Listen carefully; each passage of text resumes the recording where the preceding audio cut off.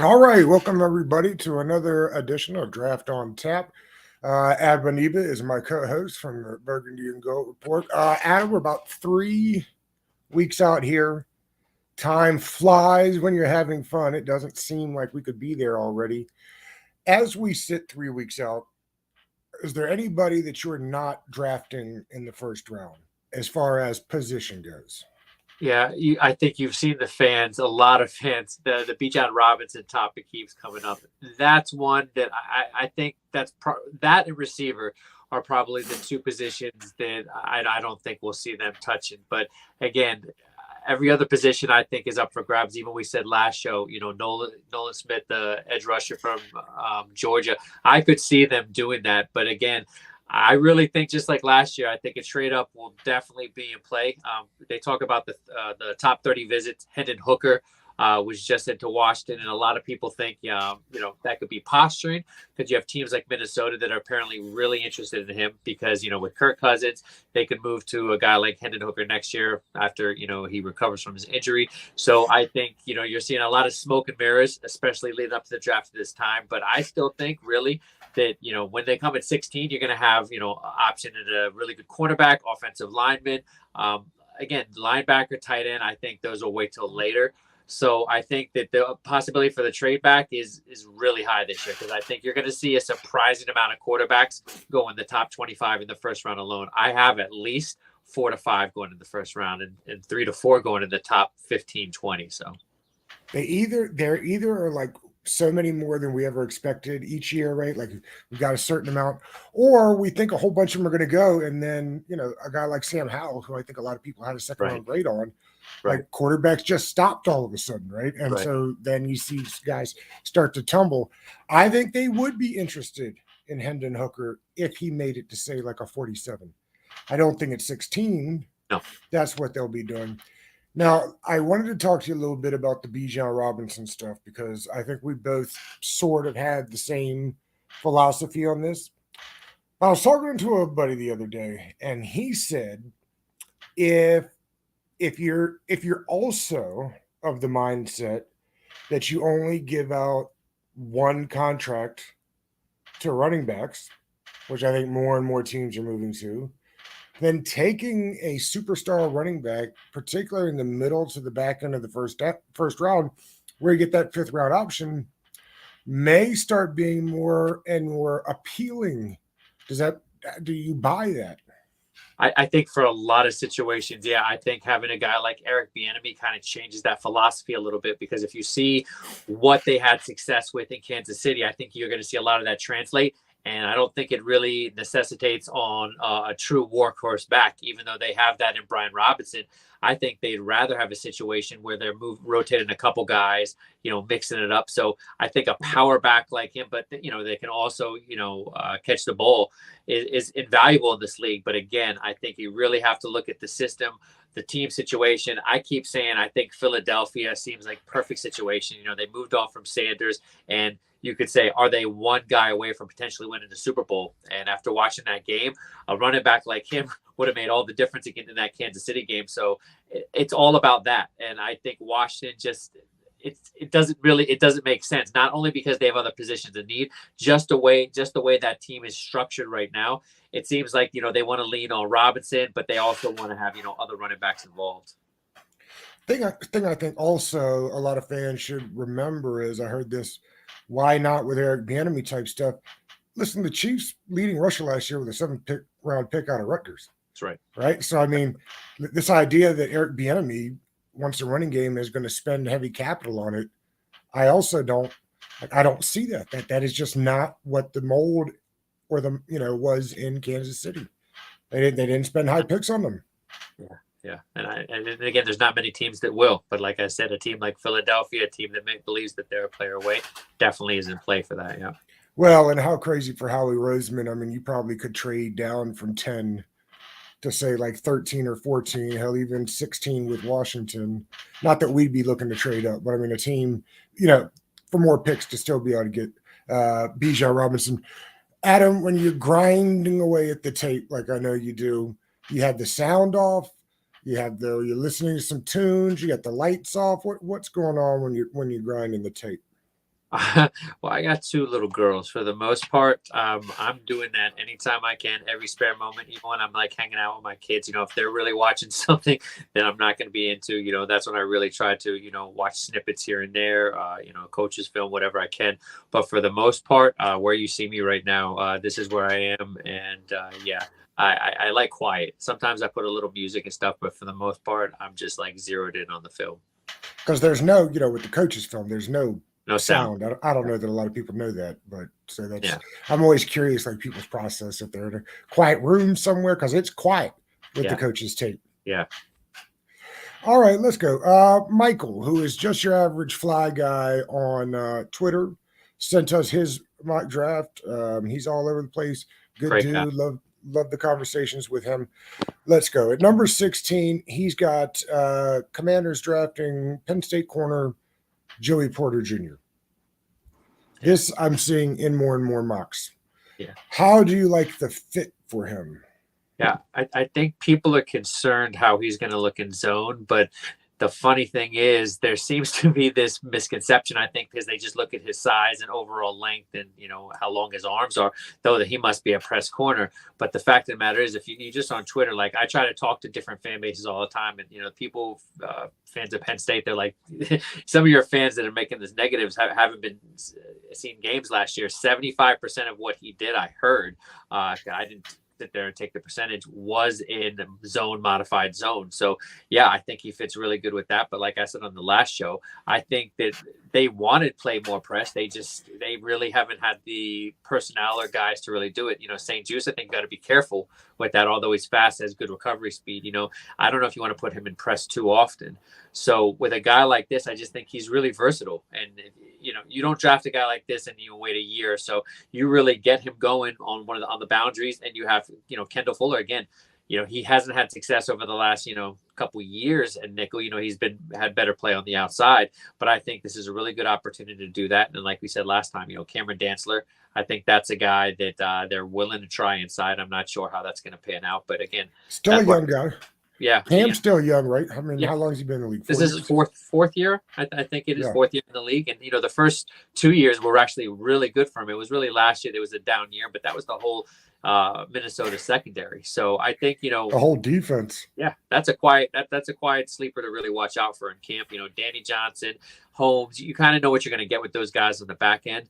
But yeah, having a guy like Porter, I think right away, he'll take some lumps, but you have him, St. Juice and Fuller. That's a strong trio right there to start the season.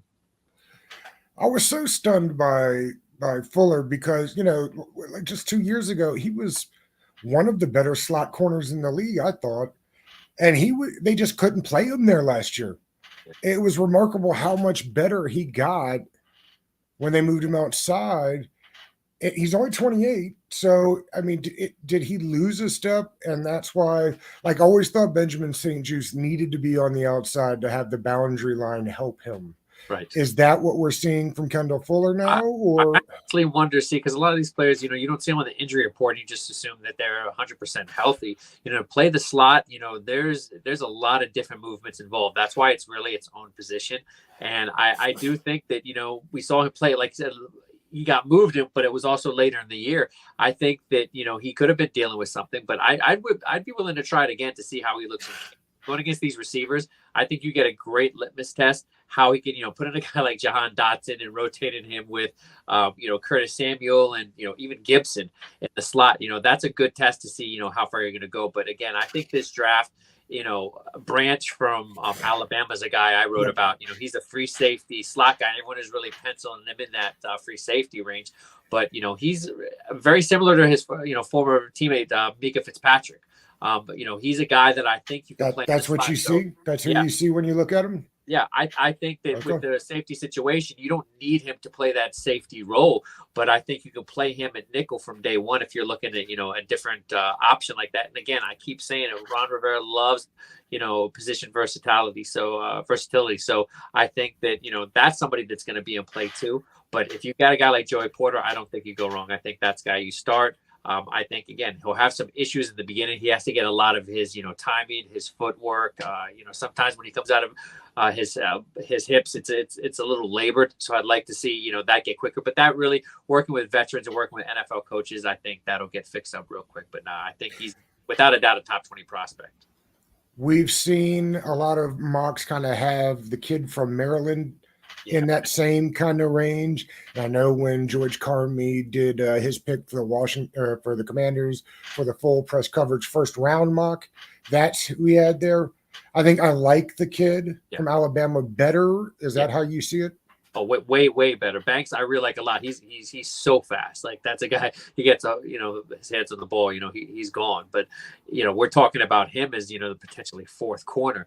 If you have someone opportunity of someone like Branch, I think that's head and even Porter. I think head and shoulders. They're better corners. I think it's weird to say. It's a little bit of a drop off, even though Banks still has a first round grade. Because I think it's Witherspoon, Gonzalez, Porter, and then you drop the Banks. But that's why, like I say, Branch is his own position.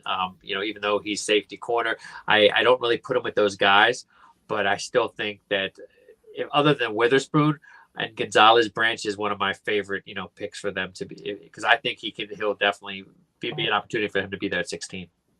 It feels like with Witherspoon running a 4.4 at his pro day, there's a real good chance he goes, or is at least as the first corner taken there. Yeah. Feels like Gonzalez is the best pure cover corner, though.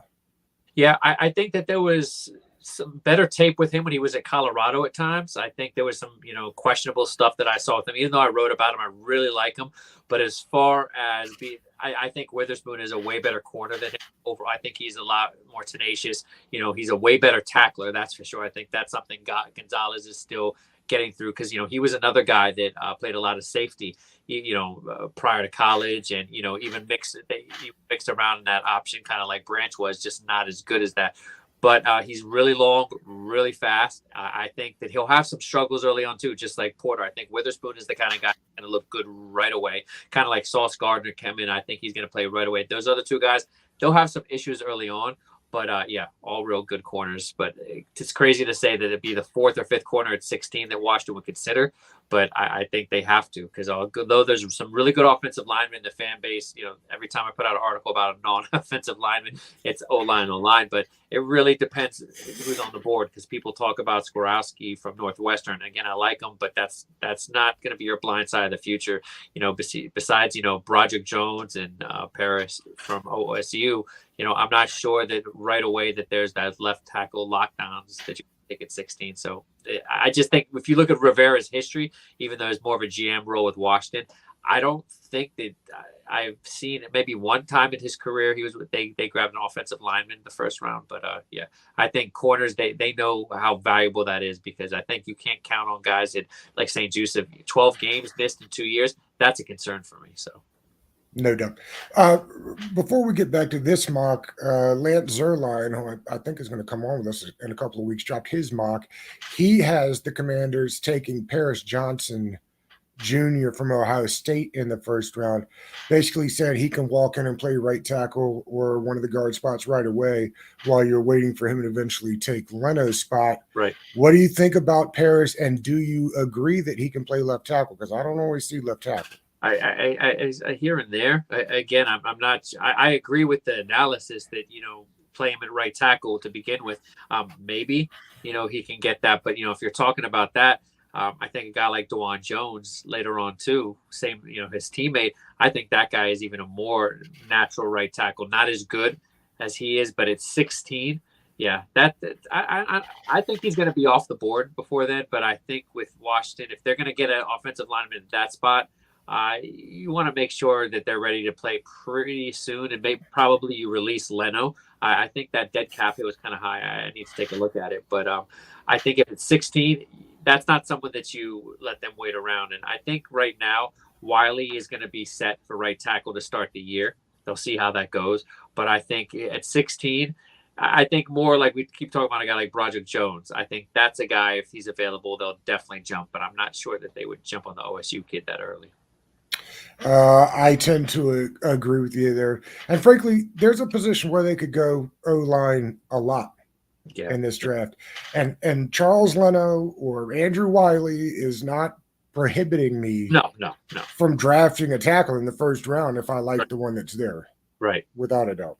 right. Because I've had people bring that up, like, "Oh, what do you do with Wiley or what do you do with Leno?" Well, I don't know. If I'm upgraded the position, then I'm moving on. That's what I'm doing. Well, What? Wiley moves Go into ahead. guard. You talk to Kansas City fans; he was even better at right guard. Right. So I think that's an easy one. Leno's the tougher one. I don't know if you try to move him to right side. Starting to get a logjam at guard there for the Commanders, though. Yeah, a lot of guys that are unproven. I like Paul. We don't know what Cosme's going to really be inside. Again, Were you surprised that Sadiq didn't pan out? I was really big on him coming out of LSU. You weren't. not really. I think that he had a lot of talent, but I think you saw a lot of, rawness to his game, and I really questioned if he could clean up a lot of this stuff. And I think it's been a couple of years now, and I don't think that there's been enough growth that he's really, I think he's going to be a decent reserve to have, because you could also, option a swing tackle if need be if you get into an injury situation. But I think right now, if they do address the position of draft, which I expect them to do, he's a guy that you could, he could be, practice squad, because I think that they're really going to look to upgrade the interior position and, talk about a guy like TCU Avila who can play center guard. I think they're going to be looking more guys like that than Sadiq Charles. Although there's some flexibility on the outside, I think it's not enough to, if they can find a center guard that they can really have faith into, they've had more issues at the center position than any team I've seen in the past couple years. So I think that you're going to see more than one guy that's a guard center in this draft. I think you'll see at least two of those kind of prospects drafted. I've heard plenty about Mississippi State corner Emmanuel Forbes. Tell me a little bit about Miami cornerback Tyreek Stevenson. Yeah, Stevenson, he's a hard one because, he's got great functional speed. Time speed is so, but as far as his instincts, not that big, just a shade over 6 foot. I think he came in. But I do like what he does, but I don't know. A lot of people are sold on him, in the top 40, 50. I'm just not, I'll admit I didn't watch 6 full games. I only watched a couple, but from what I saw, I think that you can get a guy like that somehow in the 3rd round, which I don't think he's going to be there. Good, but he's just one of those guys that just doesn't do anything spectacular, does everything well, well coached, well disciplined. He's not gonna put your team, hang your team out to dry, go for pass that he should have just knocked down. But again, I think that anybody that's looking at him within the 1st round through 2nd round, I think it's just too high. I think that's a guy, if you can somehow he lands in your lap in the 3rd round, great. But yeah, I'm just not sold on him as a QB1 or QB2 right now. I think he'll take a couple years to develop, but even when he does develop, I'm just not sure what the ceiling is on him right now. All right, let's get back to Michael's mock draft here. Round 2, pick 47, tight end Luke Musgrave. Yeah, I like him. Yeah, I know you prefer not to draft tight end this high, right, but tell us a little bit about Musgrave. Yeah, no, I think that's a guy you can even put in the backfield at times, that H-back role when need be. But he's just going to give you yards after the catch. You need a big play, great hands. Again, I only watched a couple games on him so far, but I've been saying, like you said, I don't want a guy that high, so I'm not really put out scouting reports on that guy because, yeah, he's top 50 talent for sure. He could probably be maybe the 2nd tight end off the board after Meyer. But I think that, any team that gets him, you're going to be able to use him all the time. The blocking, it's functional. He's going to get a lot better than that. It's not a question when will he get to that point? But yeah, if he's available in the top 50 or so picks, yeah, I think he'd be the top tight end on Washington right now, even over Logan Thomas, in my opinion. I think that he just has a ceiling to get better and better. Michael sent me a couple of things about each prospect, which I thought was cool. Luke Musgrave hit 20 miles per hour at the Senior Bowl, so really fast kid. Yeah, that H-back, I didn't realize that. That's good to know.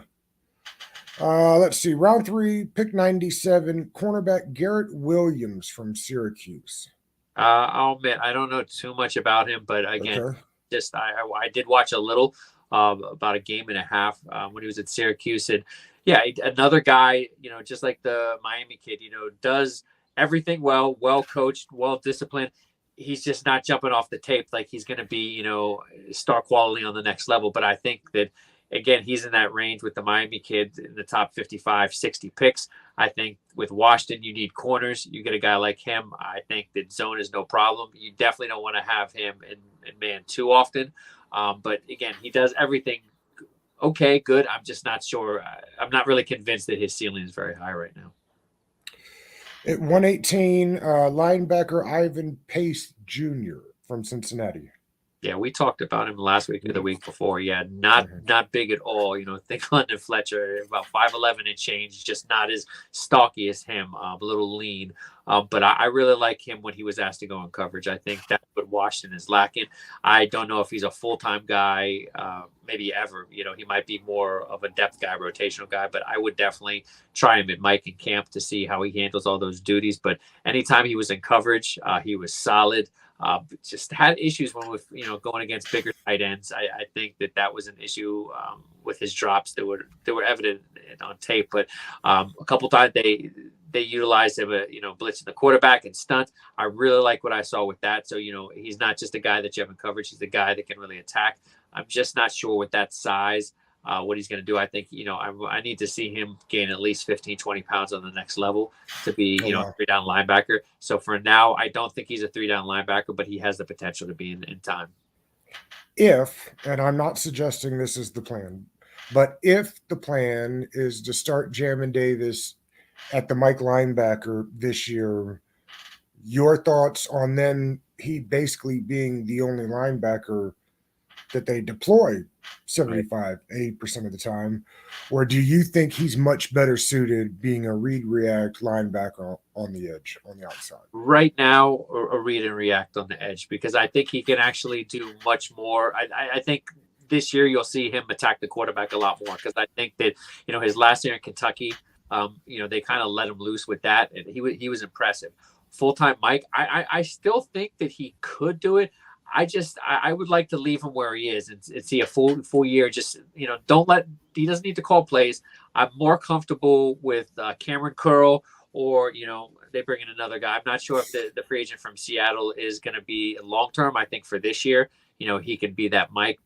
Will he call signals? Him, right? Yeah. They'll probably let him call signals again. He was decent in coverage, probably more serviceable right now than Jamin Davis. That's when I want to see growth from Jamin Davis is, I want to see, more reps in coverage, then we can talk about that. But right now I want to see him attack the quarterback more, because I think that, just looking at that last year at Kentucky, like I said, when he had those opportunities, he was good navigating through the offensive line, didn't get caught up in the wash, and just, a really good athlete. But Mike right now, I'm just not sure that's the what he's best suited for. Round 5, pick 150, guard out of North Carolina State, Chandler Zavala. Yeah, don't know much about him at all. I know he's a later round guy. From what I think that there's probably better value on the board at that time as far as go, because that's on just from the little bit that I know about him. I think he'd be a practice squad guy. I don't think he would seriously challenge anybody they have on the roster right now. But like we said, they really need depth. I didn't hear anything about him having positional versatility. I didn't hear about any snaps at center or anything other than guard. So. Yeah, he's a big guy. I don't think he's playing center at all. Yeah. For what it's worth, Michael shared the PFF grades. Looks like he's got 73.4 run block grade, 86.5 pass block grade, 79.1 zone grade. Not good at the gap. Yeah. So it sounds more like a pass protector first type guy. Yeah, or like a zone-based scheme with a guy like that. Yeah, I think that if you see them take some interior guys, you grab when you're doing these mocks, you look at the positions you haven't addressed, and it's like, okay, that guard looks good or whatever. But in reality, I think that they have to think, what's the real chance on a guy making the team? And I think even to the 5th, 6th round, there should be a real chance looking at who they've picked up last couple of years in the 5th and 6th round. That's not a guy you're like, okay, we can stash him on the practice squad. So I think you just got to continue. Sometimes if you're even talking about a second corner, that's something that, I talked about Ryan Fowler the other day with you. He's a guy, he put out his mock and did 2 corners in the top 4 rounds. I would definitely do that. So if a corner is sitting around there, again, think about it. But yeah. Next pick, he has Juice Scuggs from Penn State. The center, right? The center. Yeah. Functional. Again, this is a depth guy who will prop with who they have on the team right now, especially after the acquisition of Gates. So you're talking about Gates, Larson, and Rouillet. That's probably someone that's practice squad. Unless you're looking at a guy like Schmitz, I don't think that Schmitz or Weipler or the other guy from Wisconsin. Unless you're talking about guys high end, top 60 guys like that. I think a center like that is just going to go in the practice squad. But he has decent ability. I liked how he graded out when I just take a quick look at him the other day. But yeah, more of just depth practice squad likely. Redshirt senior that played 1,800 snaps, also played right guard in 2021. Okay, so that'll be position flex there. So that'll be appealing, yeah. All right, let's see. He with his next pick, he finally takes a running back here, Mohammed Ibrahim from Minnesota. Oh yeah, decent back. You know what I mean? He's not gonna do anything spectacular for you. Decent rotational guy. So if you can get it back like that late, what did you say? 6th round? Did you say? Yep. 6th round. Yeah, that's decent. Round 6, 215. Yeah. I'm looking at a guy like hopefully around that range. More of those tweener guys like I told you about. Keenan Mitchell from ECU, more receiver types. That's not really what he is. I'll admit I didn't watch much from him, but he's not really in that role that I'm looking for the change up. But again, when you get to this point in the draft and you can have running backs like that are, guys you can count on run between the tackles, you snatch them up. So decent prospect for sure. Let's see. And the last pick, are you a proponent of drafting a quarterback in the late round somewhere? For sure. Okay. Sure. He drafts another linebacker here, Servosia Dennis from Pitt. Yeah, this guy I'm not familiar with at all. Yeah. Let me see if I can get down to. Run defense was a 92.1, pass rush grade 76.1, coverage grade 77.5. I'm trying to see if he had a. Thanks, Michael, for adding this stuff too, which was nice for some of these guys. That 6 foot 226. Okay, great. So he'll be probably more safety if he made this team. Right. Linebacker. Tweener guy. But I definitely see why he picked him, because that's in the Khaleke Hudson, tweener role that they're going to be looking for those guys in the later rounds. I'm sure of it. What happened with Khaleke Hudson? I was so big on him coming out of Michigan. I thought, he was playing the Viper role there. He rolled right into the money backer spot here. I don't understand what happened. It's a bit of a mystery because he looked good in that Dallas game, which was the first game that he saw extended time, like the whole season. They thought enough to bring him back. So I do think that they do have a role for him as long as, they don't find guys to replace him. But I think either way, he makes it on the back end of the roster as a depth guy. But I'd be really curious because I really liked what I saw in that last game. And I think that he has the athleticism. And I think over the last couple of years, he's really grown and his instincts have grown. So I wouldn't be surprised if you see him get extended playing time this year, because again, there's nobody on the team right now that's going to blow you away, especially let's say if Jamin Davis goes down. That's a guy I could see that gets a lot more time on the field. Right on. Well, this was fun. And we appreciate Michael for sending in his mock draft. If you want us to break down your mock draft on a Wednesday episode, just shoot it to me or to Adam, and we love doing this. What do you got going on for the rest of the week? Who's up next on your player evals? Well, I just put out an article on the offensive lineman guard from North Dakota, Cody Mosh. Really blew everybody away at the Senior Bowl. Played every single position, even played center, but he looked particularly good. He played left tackle for most of his career, former tight end. Ron Rivera kind of guy, 6 years, 5th-year senior, redshirted his first year. But in the Senior Bowl, he really held his own at guard. I think he's really impressive. He's a former tight end. And I think that, that's the kind of guy you're talking about, that 2nd, 3rd round range that can be really impressive. But a guy I do about, 1 to 2 interviews a year, especially on the small school level, is Isaiah Bolden from Jackson State University. He actually transferred from Florida State to Jackson just to be with Deion Sanders. And, talk about Washington needed a kick return. This guy was in the top in the nation, 36 36 yards per return in 2021. So, I'm excited I'll get that out in the next day or so. But that's the kind of guy, cornerback, 6'2", just ran a 4.31 at his pro day, would have been third best at the combine. So I'm excited to get that one out. Another Jackson State guy. I did Aubrey Miller earlier in the year, the linebacker. But yeah, I'll have that out this week. And we're getting close to draft time, so I'll be cranking them out a lot faster. All right, brother. I appreciate you. We'll see you next Wednesday. All right. Have a great one.